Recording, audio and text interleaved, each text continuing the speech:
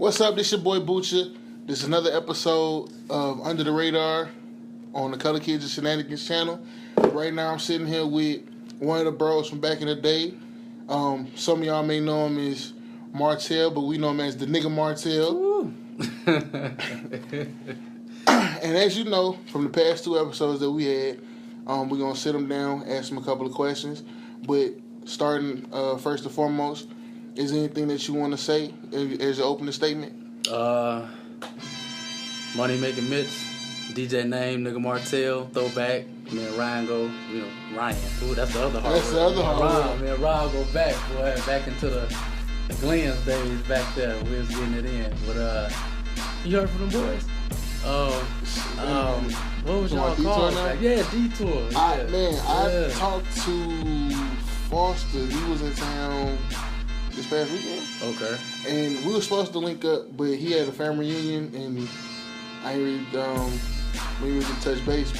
But as far as the rest of them, I really didn't talk to him. Like, it's been like back and forth movement on Facebook, but ain't had time. Man, y'all was doing it though, man. Trying. Y'all was getting it back when. Yeah, that was back in the day. Yeah, I know now it's like everybody got better. Yeah. It's that maturity. Yeah. So, the first question that we got for you, man, is how long have you been writing and recording music? I've always been writing. Started out with like poetry and stuff. And that was junior high school. And then never really put it to a beat until later on once I graduated and learned how to use Fruity Loops or whatever.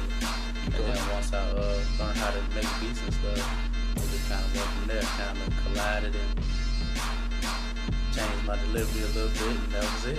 Okay, and I'm glad you said Fruity Loops. Now, I don't know if you ever used it, but did you ever use Cool Edit Pro? I never used that. The only two I used was Reason and Fruity Loops.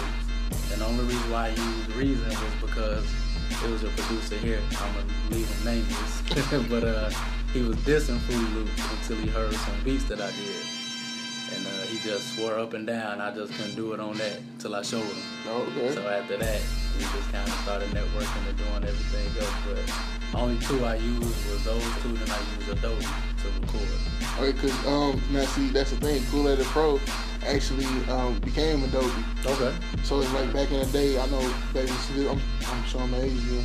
Back in the 2.0 days in high school, me John Vontae, that's Cool Edit Pro was the business. Yeah.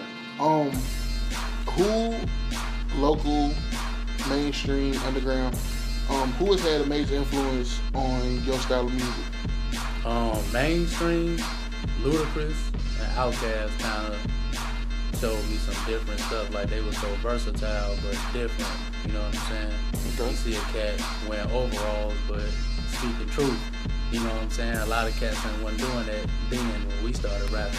Yeah. So, them two, Bun B, just his delivery. Like, I love the way he deliver on the track. And locally,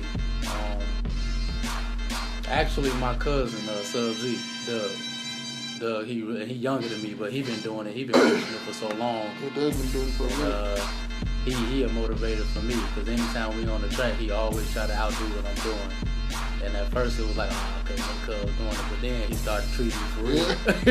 So it was like, all right, let me go ahead and get it in. But there's a lot of people, man. I think everybody has played a part locally in my music, man, because it's good to see people doing stuff good rather than, you know what I'm saying, out here in the streets on one. So to sit down and write a track, let alone do a whole project, you know what I'm saying, it's really love, man. And to see the young cats doing it, the older cats doing it, it's good to see, and it helped me want to try to support K3 some more. Okay.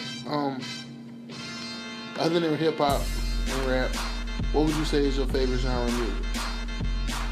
I've been into rock and roll lately, playing Guitar Hero and Rock Band and all that. Pretty much all of them say the same thing, it's just different sound. And jazz, blues, and me DJing, I have to listen to everything. Yeah. So pretty much all type of music has influenced me. I think rocking maybe a little bit of country, that soft country, not that throwback country, but the soft, cool country and some rock. Been kind of catching my ear lately. But you gonna see it with that country music. Like, I swear, when I sat down with bro, man, me and him was talking about it, and I was like, man, I just can't get into it. He was like, just listen to it. He was like, all music tells stories, and country, that's one big story that you can get into. And I don't know. Okay. Your most memorable studio session? It was two of them. The one, it was an album, a mixtape called No Relation that me and Doug did. We never released it. What's up, dude? We didn't release it like we should have, but we recorded every song. So that was 13 songs in one day. We went to one and recorded 13 straight. We was in there from like 1 to 12. And we just recorded all day. Spent a little change, but at that time we was on it. We wrote all the tracks, and then we went in there and just said, man, we want to record the whole day. So we did the whole album in one day. That and I did a track called Mitchell. It was about my dad, and that's probably the most emotional track I done did. A lot of my personal people know that he wasn't there like that. So anytime I hear it, think about it, I get emotional and all that. So recording, and I had to do it a couple times because you be in the booth crying and you know what I'm saying? And all that stuff. So yeah, them two probably was the most memorable. Okay. What brought about the aliases Money Making Mitch and the nigga Martell? Well, Money Making Mitch, that's what the people call me. So I just kind of stuck with it. It's from Paid in Full, and I didn't even see the movie when people was calling me that. So I'm thinking it's just something people came up with, but they're like, no, it's from this movie, man. And once I seen the movie, it was like, all right. With the nigga Martell, that's so far back, man. Because that's how cats knew that it was. If anybody had a time mark on any of their beats that stood out, because I know I had a couple of beats, the NWO, the Max, and it was another track that I had from you, and I still got them. I got them on my hard drive. But you know they nigga Martell, and it's like the little echo to it. Yeah.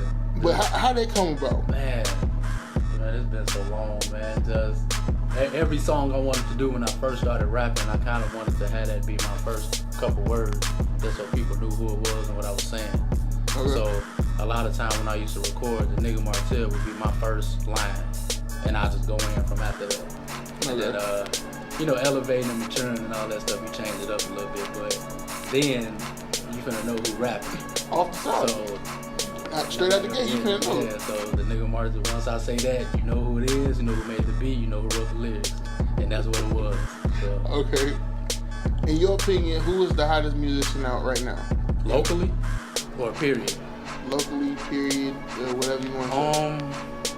Out now, mainstream, Rick Ross and them boys killing it. Mainstream.